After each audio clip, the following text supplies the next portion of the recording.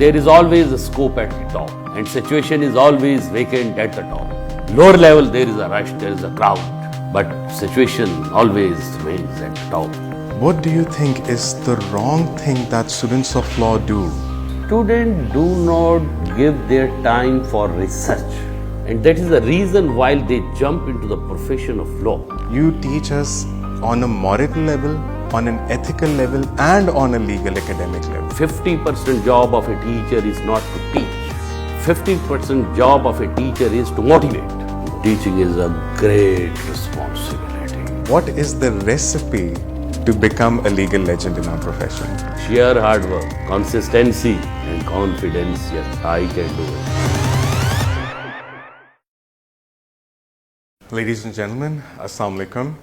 Today at JustOne.tv in the program Legal Legends with Imran Wajid, we are here with one of my mentors, a person who is not only my father figure, but who has been one of the most prominent mentors, a teacher, a consultant, and a guide throughout my life and as a student of law. He not only helped me by personally checking and taking out times for guiding me in my assignments, my quizzes, my presentations, and as a guide and a consultant for all my problems that I was facing as a student and during my life as a profession. So ladies and gentlemen, we will introduce you, Sir Nafir Malik. Thank you, sir. Sir, it's an honor and a privilege that today you took time out for us to come and visit you. We will be asking you certain questions about the profession of law and how you have been a student of law and what that you have done, and which is different from everyone else, that made you come to this position that you are blissfully enjoying today. I must appreciate yourself, Just One TV, and Almas, my colleague, my friend. You people thought out of box and started a new thing in Pakistan. Definitely, I will be sharing my experiences of life. The first question I would like to ask you is that how actually do you find a personal sense of purpose for what you are doing right now? And what is the story behind it as a student of law when you started the legal profession, and when you, alhamdulillah, by the grace of Allah, you became the advocate of the Supreme Court? What were the struggles that you were facing that enabled you to enjoy this position that you're blissfully holding today? Imran, after doing my graduation from FC College, I'm a former knight. MashaAllah. MashaAllah. At that time, I was a career student. Let me share, I was never a shining student so far as academics are concerned. Yes, co-curricular activities and extracurricular activities in FC College, 4 years, I was outstanding. People say I was outstanding. But studies, I never liked studies. But after graduation, there was a shock, sudden shock. I was not mentally prepared for that shock, and that shock was the death of my daddy. And that shock, in fact, helped me a lot to run fast.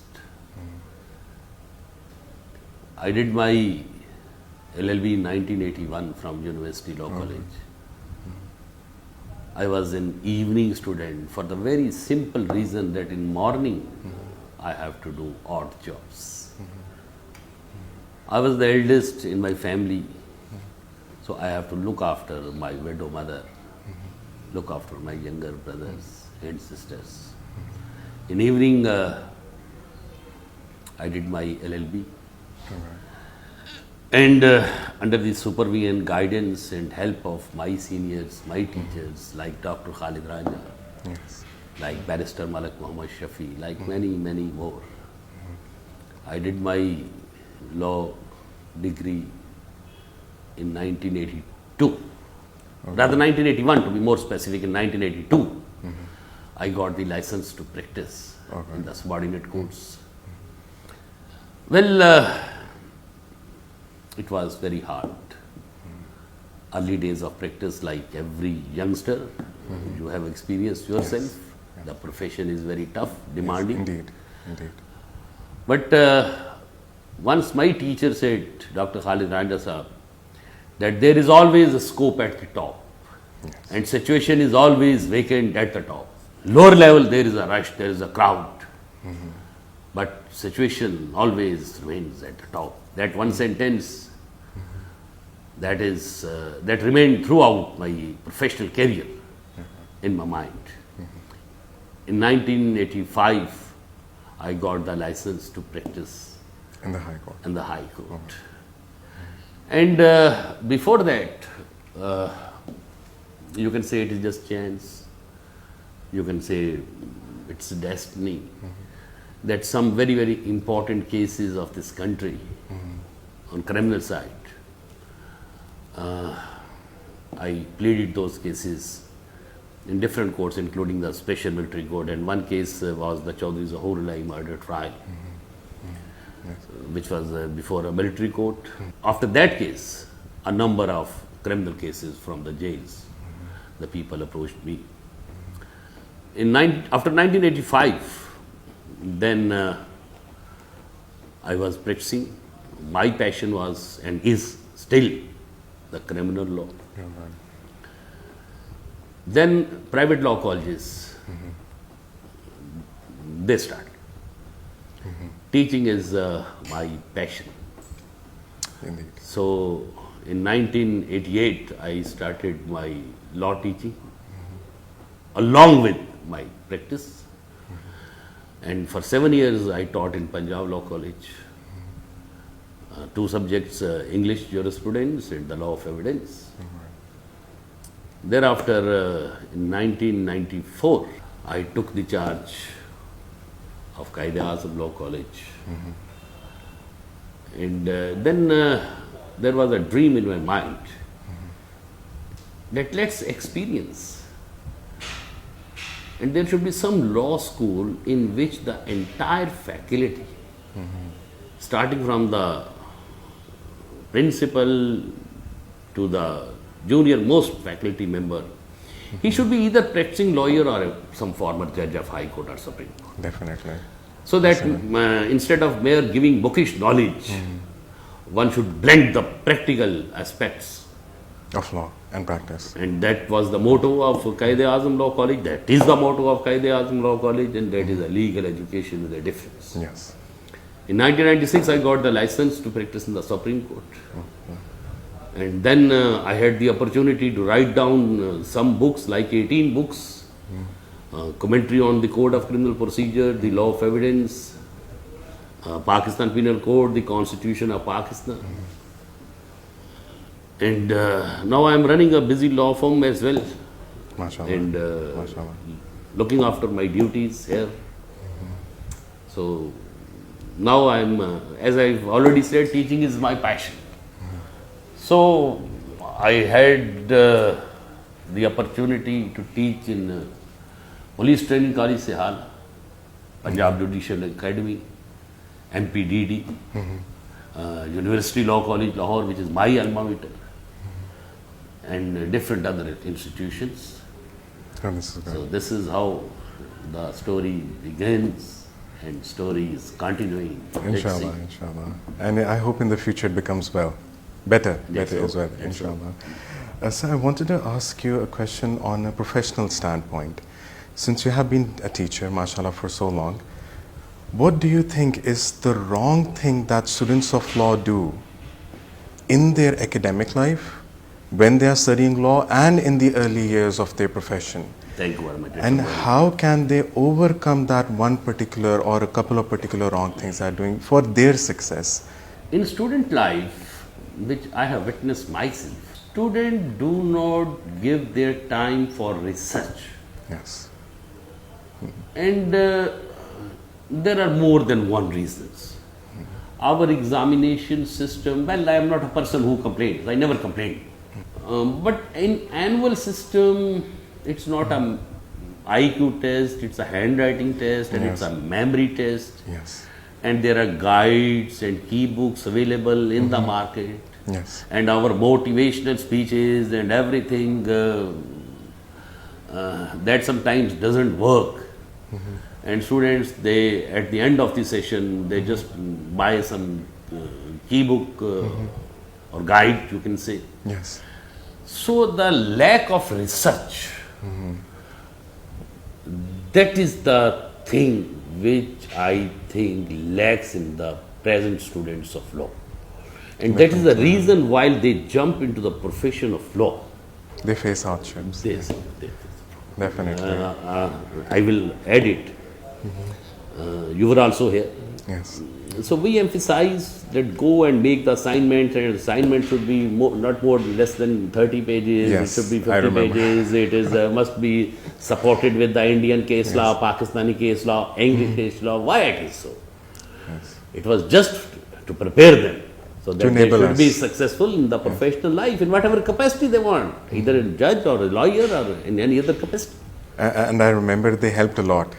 Okay, They helped a thank lot, you. It's especially in very- English jurisprudence, because that's the mother law for all other laws. so Let me that share, that was the only subject, English jurisprudence. And my teacher, may God bless him, Justice Falak Sheth Saab, ultimately he became the Chief Justice. That was the only subject during my tenure while I was a student in University Law College. The most tough subject in my curriculum. And sometimes I used to feel that perhaps I will never qualify this particular subject, the English jurisprudence. But ultimately, when the colleges, private law colleges and the public sector universities, they offered me to teach this particular subject. That was another challenge. Oh, good. So I, with smiling face, accepted that challenge, and I see, let's see. So that is another, you can say, the beautiful thing in my life is, along with many, many other beautiful things, that subject which was most difficult for me. Now I am teaching that subject since decades. And mashallah, you're doing an amazing job in that subject. Well, I will try. I remember our batch used to come particularly for English jurisprudence, and then we used to go for other classes, and that used to be a motivation. Because what I sensed in you is that you teach not in a way a book is supposed to be taught. You teach us on a moral level, on an ethical level, and on a legal academic level. And this is what I've seen is lacking among teachers nowadays a lot. I have found in my whole life, up till now, only one teacher who has done that. And alhamdulillah, that is. And I'm happy I've been a student. Yes, I mean it. Yes. To me, 50% job of a teacher is not to teach. Yes, 50% job of a teacher is to motivate. exactly. To motivate the student. And once, now it's not there, there was a board here that if a teacher says, my students are weak, I believe teacher is weak. Yes. So if you can motivate the students, then they deliver and you can get the results. Otherwise, going and mere dictating the notes and mere sharing the statute wording, that is perhaps not the entire duty of a That is teacher. And to me, teach is to touch lives forever. It is not mere delivering of some lectures. It is touching the life of other forever. To be That is the remembered. teaching. To be remembered. To be forever. remembered forever. Inshallah. Inshallah. Sir, what would you recommend as a professional lawyer and a teacher as well? The same thing I have seen when I'm teaching. Teachers nowadays, they come and they teach and they go. But since I have been taught by you, I do my best to share my experiences as well and to bring a professional side to the field of law. And I have seen teachers, students appreciate that as well. What do you think, in your humble opinion, is the reason that teachers have parted ways from moral and ethical education and just are strictly towards academic perspective of teaching? You are very right. Teaching is a great responsibility. Indeed. It is not mere having a knowledge and Yes. not mere delivering the lectures. First of all, you have to command on that particular topic you are going to deliver a lecture. Yes. Then you have to motivate. Then there are other things, other skills which you help a student. And to me, in a modern teaching methodology, a teacher should not be giving a spoon feeding. And the role of a teacher is like a facilitator. Exactly. He should just tell the student, facilitate them that, look, this thing you may find in that book, this thing you may find in that particular case law, this Yes. thing you can Google it, this Yes. thing you can find it in that library perhaps. Yes. And then with the consistency, you make a target, and then you sure that you hit the bullseye. Yes. And then that student becomes, after 3 years, a lawyer or a judge. I still remember you used to encourage us to bring laptops in class. Yes, still So I we do. used to live search on case laws and on Google what actually everything meant. Oh, yes. So that was a motivation. Because I believe the friendship, old friendship is good and technology is new, one is good. Yes, definitely. There's a new technologies. With things, new things come up and we have to get used to them because that's the new way of life. We cannot let them just be a separate life altogether. We have to accept them. Sure, fully agree. Sir, I have another question. What will you recommend? So the program that, the next question is pertaining to the problems new lawyers are facing as far as their early phases, because what I've seen is that students of law who later become lawyers, who actually want to practice, they face a lot of financial constraints in the early phases. The reason being their name is not well known, their face is not that well known, and they are unable to make a mark in such a saturated market quite quickly. And it's what I feel is not that possible. Some things do take time if you want to do it in a better manner. What will you recommend that a person, a student of law who is now a lawyer, can overcome those financial problems that he's facing? What is that he needs to do? And how did you overcome them? And what can your students do to overcome the same? Again, another good shot by you, another good question, Imran. To me, first of all, it is my advice, humble opinion to the youngsters who are joining the profession of law, the black coat profession, the greatest profession on the earth. First of all, they should sit down and convince themselves Yes. that since they have been paying for 16 or 17 years to the different institutions, schools and colleges, so they should not expect immediately earning Yes. after wearing the black coat. And at least they should convince that for another 2 years, 2 years is very calculated time, Yes. they should focus on learning and join some good professional law firm. And they should consider and convince. I know it's a difficult task, but it is doable, it is smart goal, it is achievable goal, that you convince yourself that, look, I have not earned anything in 17 years. I am ready without earning, learning for another 2 years. Yes. And then thereafter, you are able to fly and take off independently, and then sky is the limit. And then the money and the car and the status, and that is just no problem. That follows. So it's a 2 and 2, 4 formula. Convince yourself, for 2 years I am not going to expect anything from my law firm. I am not going anything to learn, to earn. Only learning is my first priority. And after that, and all the stories of success, all the leading lawyers, all the judges of High Court and Supreme Court, they have traveled their life, succeeded after going to this route, and this is the only route. Hard work and determination. I remember this was your second most important thing you said. Consistency, determination, and hard work. Yeah. Nobody can achieve anything without that. What was a motivational factor other than being someone in the field of law? What actually motivated you to keep on going in this profession? Because there are ups and downs. I'm facing ups and downs. Sometimes I try my level best to stick in through the downs. It's just like a lifeline. Sometimes there are troughs, sometimes there are depressions. I'm not in the mood to be sentimental, but anyway, I will definitely reply to this question. I feel no shame in saying that I belong to a very, very humble background. Right? No issue. No issue.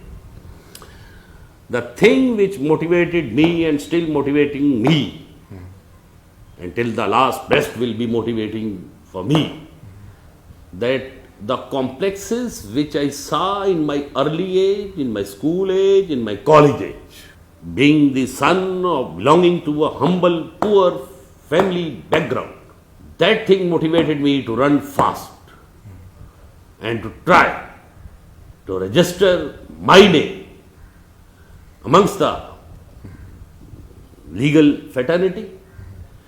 It may be through conducting a case and arguing a case in a different first-class manner. It may be by writing a book which must be available in the library of every lawyer and every judge. Yes. Or delivering a lecture, maybe in University Law College, maybe Sehala, maybe Judicial Academy, that after 50 minutes when you go out, you feel a satisfaction that yes, I contributed something. Yes. I think that thing. The basic purpose is to impart something so that people actually learn something from the lecture. You should contribute. Yes. There is a strict duty. Yes. There is a strict duty. You should contribute. Definitely.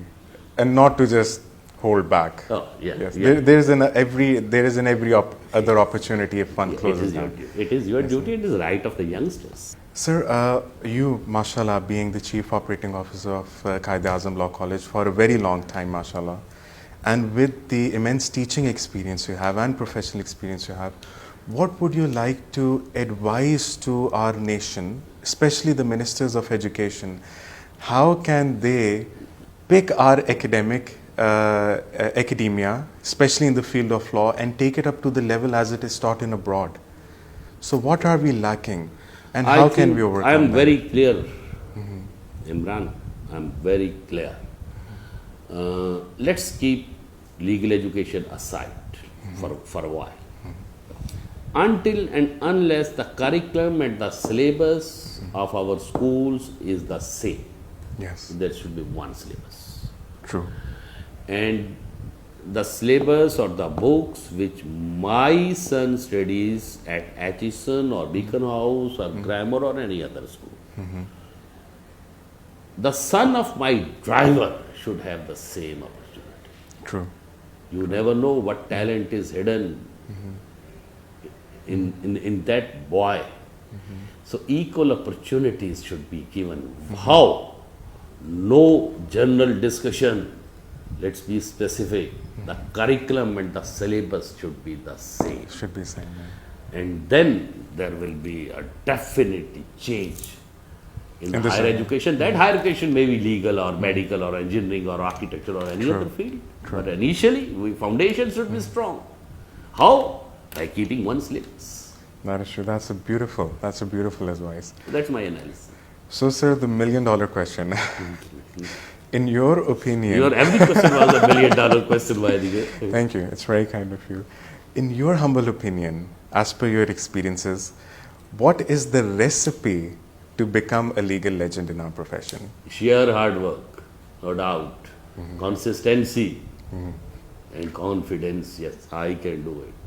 Again, Yes. sheer hard work, consistency, and the confidence. Yes, I can do it. Oh, first 2 lectures I remember. The very first 2 lectures, alhamdulillah. Sir, any advice that would you like to give to the lawyers, our judges, to your students, mashallah, your past students, The your future same students? advice which my teacher gave me. There is always scope at the top. Situation is always vacant at the top. True, true. One can always achieve it. It takes time, but one can always Yes, achieve it. Sure. There's no shortcut. Sir, it's very kind of you for Very, very allowing kind, us Imran. the time to actually come to you and interview you. It would have been unjust for me if I would have Look not started it how with you. beautiful this profession is. How beautiful this. Sir, it's been a humble pleasure, and it's been an honor for me to actually get the opportunity to interview one of my mentors who has been my father figure and who has been my guide throughout, not only through my academic problems, but as well as my personal problems as a student of law and as Imran in his normal life. Stay blessed, Inshallah. Imran. Stay blessed. So thank you, viewers. It was a pleasure interviewing my mentor, Sir Nafir Malik Sahab, an advocate of the Supreme Court and the Chief Operating Officer of Quaid-e-Azam Law College. Inshallah, stay tuned and we will come again.